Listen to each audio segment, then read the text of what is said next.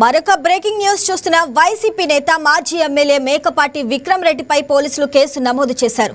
విక్రమ్ తో పాటు మరో 13 మంది వైసీపీ నేతలపైన కేసులు నమోదయ్యాయి.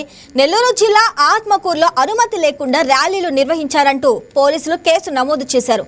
గత ఏడాది ప్రభుత్వం నిర్వహించిన మెగా డిఎస్సీలో అవకతవకలు జరిగాయంటూ వీటిపై సిబిఐ విచారణ చేపట్టాలని డిమాండ్ చేస్తూ వైసీపీ నేతలతో కలిసి విక్రమ్ రెడ్డి గత 4 రోజులుగా ఆత్మకూరులో రీలే నిరాహరణ దీక్షలు చేశారు.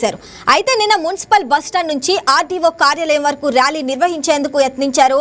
అయితే ర్యాలీకి ముందస్తు అనుమతి లేదంటూ జేఆర్పేట వద్ద పోలీసులు అడ్డుకున్నారు. దీంతో పోలీసులతో వైసీపీ నేతలు వాగ్వాదానికి దిగారు. దీంతో అక్కడ కాసేపు ఉద్రిక్తత చోటు చేసుకుంది. ఈ ర్యాలీకి సంబంధించి అనుమతి లేదంటూ విక్రమ్ రెడ్డితో పాటు 13 మందిపై పోలీసులు కేసు నమోదు చేశారు.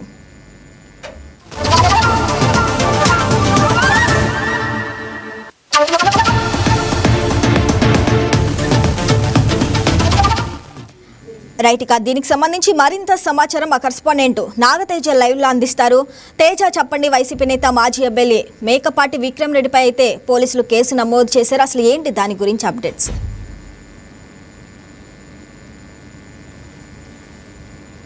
Thank you Shravani. ఏదైతే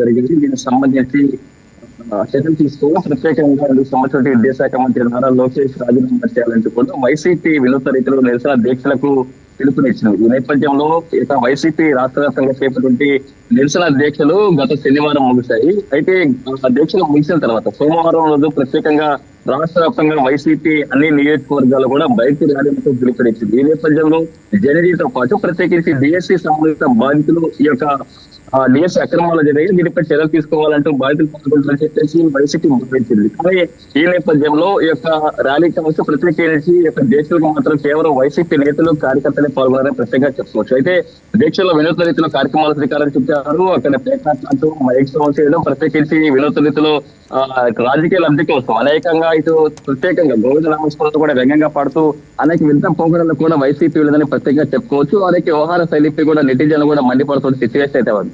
అయితే సోమవారం రోజు వైసీపీ చేపట్టిన బైక్ ర్యాలీలకు రాష్ట్ర వ్యాప్తంగా కూడా అన్ని నియోజకవర్గాల్లో మాజీ ఎమ్మెల్యేలు ప్రత్యేకంగా వైసీపీ ఇన్ఛార్జీలు కూడా బైక్ ర్యాలీలు చేపట్టారు. ఇందులో పెద్ద ఎత్తున వైసీపీ నేతలు కార్యకర్తలు కూడా పాల్గొనేటువంటి సిచ్యువేషన్ అయితే ఉంది.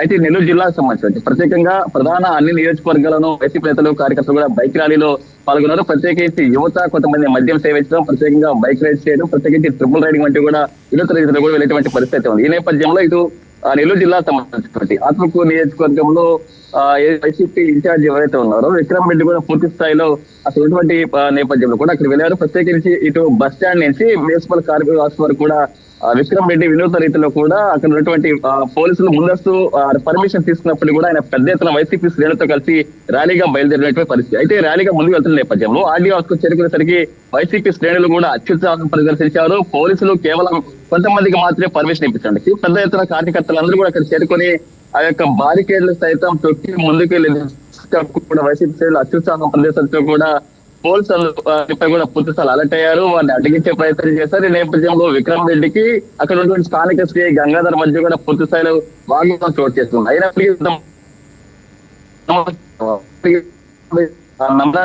బయటకు వచ్చిన తర్వాత మీడియాతో మాట్లాడారు. ఈ యొక్క వ్యవహారం కూడా పోలీసుల యొక్క ఆంక్షల్లో పట్టించుకునేటువంటి వైసీపీ సంబంధించిన ఇన్ఛార్జి విక్రమ్ రెడ్డితో పాటు పలువురు వైసీపీ నేతల కార్యకర్తలు కూడా కేసు నమోదు చేసే పరిస్థితి. శ్రావణి, ఓవరాల్ గా నెల్లూరు జిల్లా ఉన్నటువంటి అన్ని నియోజకవర్గాలు కూడా వైసీపీ నేతలు పూర్తి స్థాయిలో అత్యుత్సాహం ప్రదర్శించాలని చెప్పుకోవచ్చు. ఎక్కడికక్కడ పోలీసులు విధించిన ఆంక్షలు సైతం పట్టించుకోవాలి. ప్రత్యేకించి అక్కడ ఉన్నటువంటి బారికేడ్స్ అనుకుంటూ పెద్ద ఎత్తున ప్రభుత్వ కార్యాలయాలకి చొరవ ప్రయత్నం చేశారు. వీరందరూ కూడా అడ్డుకొని పూర్తి స్థాయిలో ఇటు మాజీ మంత్రి కాకాని గోవర్ధన్ రెడ్డి కావచ్చు, ప్రత్యేకించి ఉదయగిరి ఇన్ఛార్జ్ అయినటువంటి రాజగోపాల్ రెడ్డి కావచ్చు, ప్రత్యేకించి పలు ప్రాంతాలు ఎవరైతే ఈ విధంగా పోలీసులు ఆంక్షలు అయితే విధించకుండా పట్టించకుండా ఇష్టరాజ్యంగా వ్యవహరించినటువంటి వైసీపీ నేతలపై కూడా మరికొంత మందిపై కూడా ఈ రోజు పలు సస్పెక్ట్ కేసులు నమోదు చేసే అవకాశం ఉంది. Right Teja, thanks for the updates.